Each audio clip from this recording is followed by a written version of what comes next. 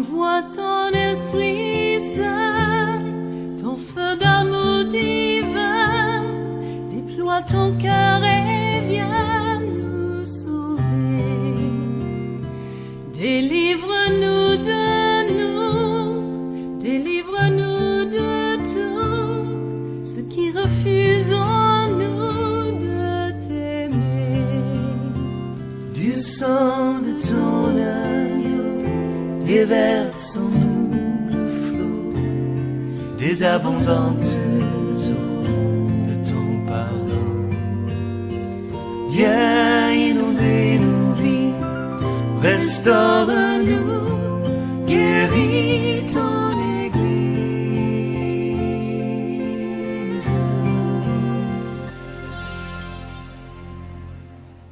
Nous avons dit et nous insistons et nous disons encore toujours que le salut n'est pas le but, car Dieu bâtit son Église, c'est-à-dire Dieu construit son Église. De même que nos vies en tant que chrétiens sont construites lorsque nous donnons notre vie à Jésus en guillemets. J'aime pas cette expression. J'aime l'expression qui parle de se repentir. Lorsque nous nous repentons, n'est-ce pas, nous acceptons de nous convertir à Jésus-Christ. Dieu construit notre vie. Dieu construit notre vie. De même que Dieu construit notre vie, Dieu construit l'Église. Dieu construit l'Église comme Dieu construit, n'est-ce pas, un bâtiment. Dieu construit l'Église comme Dieu construit comme on construit un immeuble. Jésus a pu dire en Luc 15, qui d'entre vous, lorsqu'il veut bâtir une tour, ne s'assoit pas pour réfléchir? Pourquoi est-ce que Jésus-Christ le disait?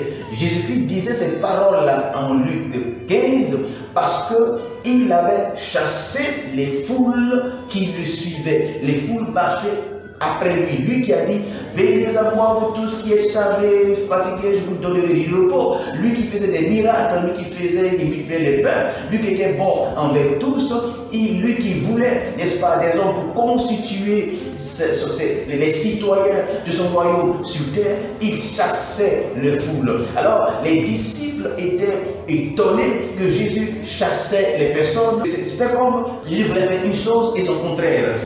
Il veut recruter des personnes pour son royaume et contrairement à nous aujourd'hui qui embrassons tous ceux qui viennent vers nous, qui disons que tous ceux qui sont remplis dans nos communautés sont nos fidèles, sont nos fils, sont nos chrétiens. Jésus avait une attitude différente de la nôtre aujourd'hui, car il repoussait, il chassait les foules. Et ses disciples disaient, mais pourquoi tu le faisais? Il dit, Jésus leur a donné la condition d'être de le suivre.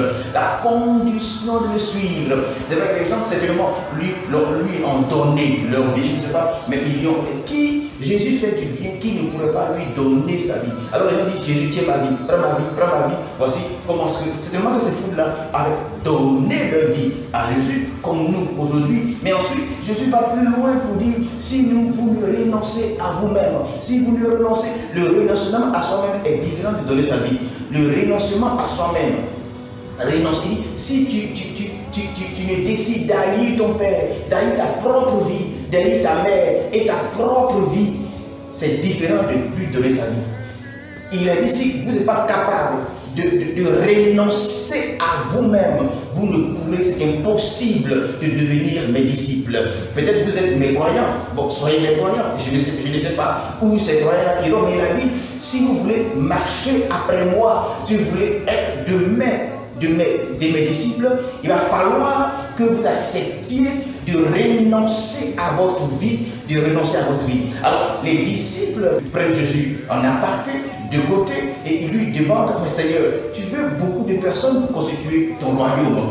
Pourquoi mets-tu si haut les normes ou les conditions sont la condition pour que ceux-ci puissent le suivre? Alors Jésus va leur répondre disant, mais qui parmi vous, lorsqu'il veut aller en guerre? Mais pourquoi Jésus parle de guerre? Jésus parle de guerre parce qu'il a dit, je bâtirai mon église. Et il ne s'arrête pas là. Il dit, lorsque je bâtirai mon église, les portes des séjours des morts ne pourront prévaloir contre mon église. Alors pour faire mon église, je sélectionne avec mes propres normes, avec mes propres valeurs, ce que je veux utiliser afin de constituer, de bâtir mon église, pour que les portes des séjours des morts ne puissent prévaloir contre l'église que je veux créer. Mais aujourd'hui, qu'est-ce que nous constatons? Est-ce que c'est par rapport aux valeurs, aux normes, aux principes de Jésus-Christ que nous prenons ces personnes qui constituent, n'est-ce pas, nos communautés, afin de les présenter au Seigneur? Souvenez-vous de cet homme riche qui avait tous les moyens. Mais il est venu à Jésus, s'est mis en genoux. Il a dit, bon maître, sauve-moi. Jésus dit, pourquoi m'appelles-tu bon maître? Mais lorsque Jésus l'a vu, la Bible déclare que Jésus, il l'aima. Et il est venu à Jésus-Christ, il a posé la question à Jésus-Christ. Il est venu à Jésus-Christ et il a présenté son cœur à Jésus-Christ. Il est venu à Jésus-Christ et il a présenté, n'est-ce pas, sa volonté de le suivre. Il a présenté, n'est-ce pas, sa préoccupation.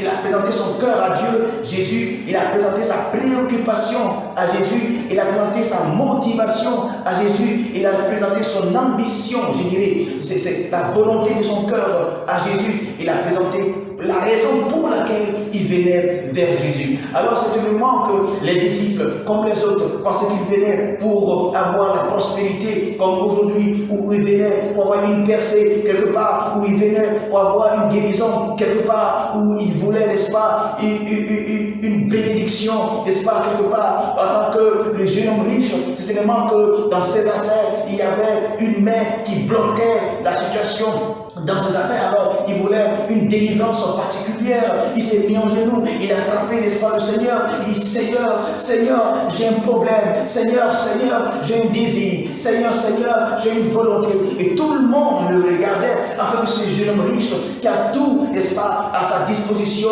qui a des voitures, qui a des serviteurs, qui a des villas partout dans le quartier. On le connaît, c'est les fils, n'est-ce pas, du boss de la ville. On le connaît. Et Jésus dit, pourquoi, n'est-ce pas, viens-tu vers moi? Qu'est-ce que tu veux? Tout le monde veut entendre ce que le jeune homme riche veut que Jésus lui donne.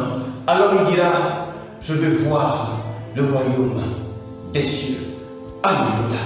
Voici la raison pour laquelle Jésus-Christ l'aima. Jésus-Christ lui a dit, est-ce que tu lis la Bible? Il dit, depuis mon enfance, j'ai fait école du dimanche.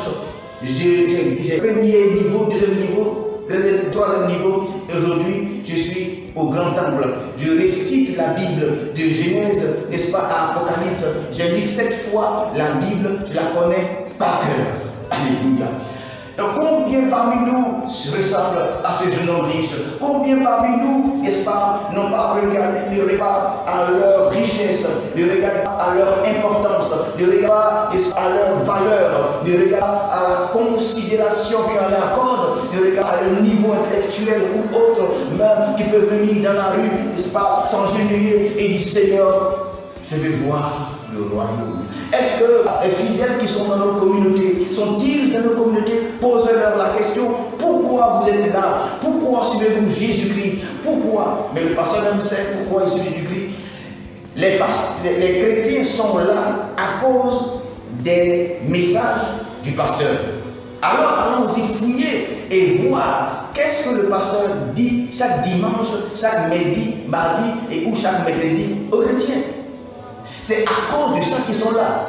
Est-ce qu'ils sont là réellement pour le royaume de Dieu? Jésus dit, mon royaume est semblable, mon royaume est semblable et mon royaume est semblable. Jésus n'avait que le sujet du royaume dans son cœur et dans sa bouche. C'est pourquoi il dira en Matthieu 6, 33, cherchez premièrement le royaume de Dieu. Non seulement son royaume et sa justice. Un jour nous parlerons de cela. Nous parlerons du royaume de Dieu et surtout la justice. Il n'a pas dit le royaume de Dieu et son pouvoir. Il n'a pas dit le royaume de Dieu et son onction. Il n'a pas dit le royaume de Dieu et sa puissance. Il n'a pas dit le royaume de Dieu et les dons spirituels. Il y a tellement de choses qui caractérisent le royaume de Dieu. Il y a tellement de choses dans le royaume de Dieu. Mais il a dit une seule chose, le royaume de Dieu plus la justice.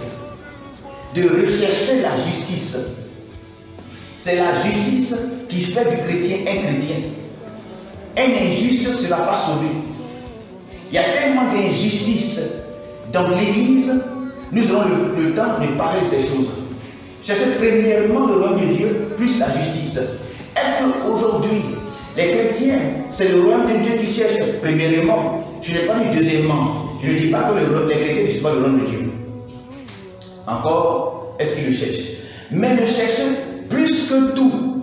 Le chercher d'abord. Le chercher avant tout. Et chaque chrétien ou chaque serviteur, est-ce que les pasteurs, lorsqu'ils vont juger, c'est le royaume de Dieu? Il est difficile de dire aujourd'hui à certains pasteurs, collègues, frères, cherchons le royaume de Dieu. Je l'ai dit plusieurs fois, il se fâche parce que pour lui, il connaît le royaume de Dieu. C'est une ignorance. Si nous pensons que nous connaissons le royaume de Dieu. Et j'ai posé ces questions à des pasteurs ou à des chrétiens, ils m'ont dit le royaume de Dieu, c'est Jésus. Le royaume de Dieu, ce n'est pas Jésus. Le royaume de Dieu, c'est un monde. C'est un monde comme le pays. Le roi est le roi du pays. Connaître le roi, ce n'est pas connaître le pays.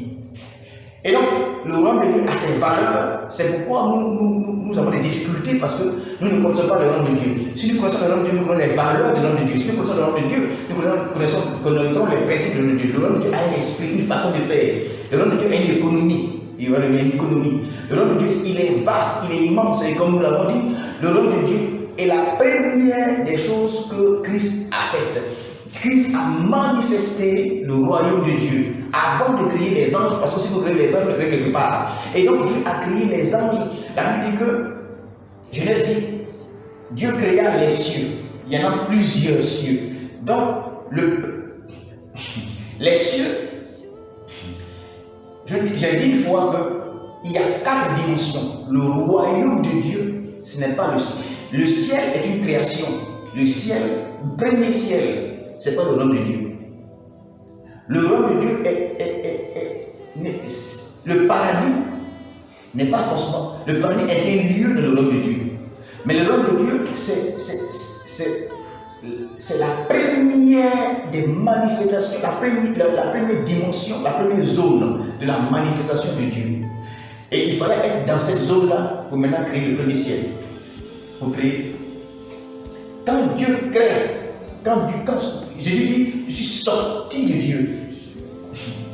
La Bible dit que les cieux, la Bible n'a pas dit le ciel, la Bible dit les cieux des cieux ne peuvent contenir la gloire de Dieu. Et donc, avant les cieux des cieux, Jésus dit, il sort de Dieu et il manifeste une dimension. Quand Jésus sort, il manifeste une dimension. Et c'est dans cette dimension ils sont. Et maintenant, j'expliquerai cela. J'expliquerai comment Jésus est sorti de Dieu. Le nom que je connais, c'est Jésus. Mais en réalité, Jésus-Christ, c'est le nom qu'on lui donne lorsqu'il est sur terre. Mais avant, il n'était pas Jésus-Christ. Avant, il n'était pas Jésus-Christ. Avant les anges, il n'était pas Jésus-Christ. Il était en Dieu. Il sort de Dieu et il manifeste. Lorsque Christ sort de Dieu, il manifeste une dimension. Et la dimension qu'il manifeste, c'est le royaume de Dieu. Ensuite, ils sont dans le royaume et il crée le premier ciel. Et lorsqu'il crée le premier ciel, il crée les citoyens du premier ciel. Il crée le deuxième ciel. Lorsqu'il crée le deuxième ciel, il crée les citoyens du deuxième ciel. Et il crée du troisième ciel. Lorsqu'il, on le voit dans Genèse chapitre 1, verset 3. Verset 3, 4, 5, 6. Dieu nous montre comment est-ce qu'il a fait notre ciel. Parce qu'au commencement, il a fait les cieux. Et maintenant, il explique, bon, j'ai fait les cieux et j'ai fait la terre. La terre dont il est question, c'est notre terre humaine. Et il va expliquer comment il a fait notre terre. Je fais des conférences là-dessus. Si vous voulez en savoir plus, faites-moi signe.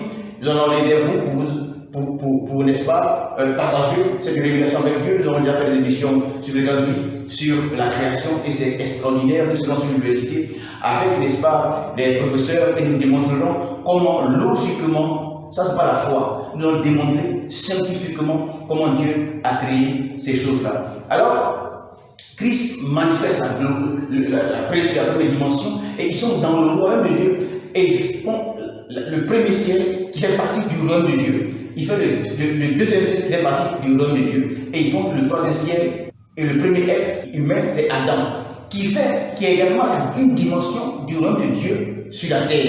Mais malheureusement, Adam a l'autorité. C'est pourquoi Jésus, lorsqu'il vient, il dira, priez pour que le règne, c'est-à-dire le royaume, la perspective, la vision que Dieu voulait pour la terre soit manifestée. Nous sommes sur terre ici pour manifester donc le royaume de Dieu. C'est pour que Dieu ne nous crée pas pour aller au ciel avec le salut. Dieu ne nous crée pas, c'est-à-dire Dieu ne nous crée pas. Dieu n'a pas créé l'homme pour comme but avant vous voyez, Dieu crée l'homme pour qu'il soit sauvé.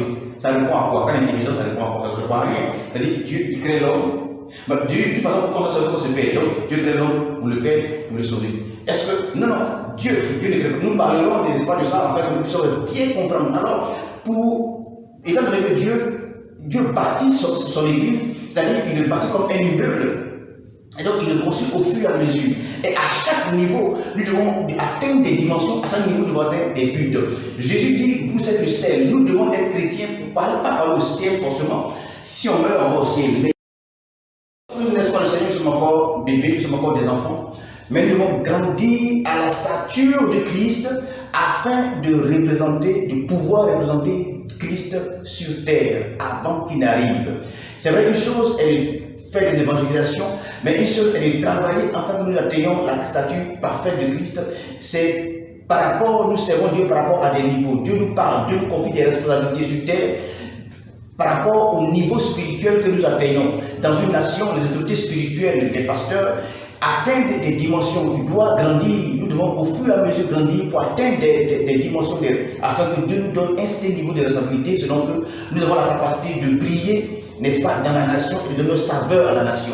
Lorsque nous donnons nos saveurs, nous avons une responsabilité de Dieu. Lorsque nous avons la capacité de briller, nous avons une responsabilité de Dieu. Alors, le président de la République n'est pas responsable devant Dieu dans une nation, mais c'est plutôt l'Église qui est responsable devant Dieu dans la nation. Mais malheureusement, lorsque les nations vivent des crises, l'Église, n'est-ce pas, ne se reproche rien. C'est pourquoi nous allons faire ce que nous appelons l'étude comparative de l'Église et de la nation. Et nous allons voir que l'Église a les mêmes problèmes que le pays. Et nous allons constater que tout ce qui arrive à l'Église arrive au pays, et tout ce qui arrive au pays arrive à l'Église.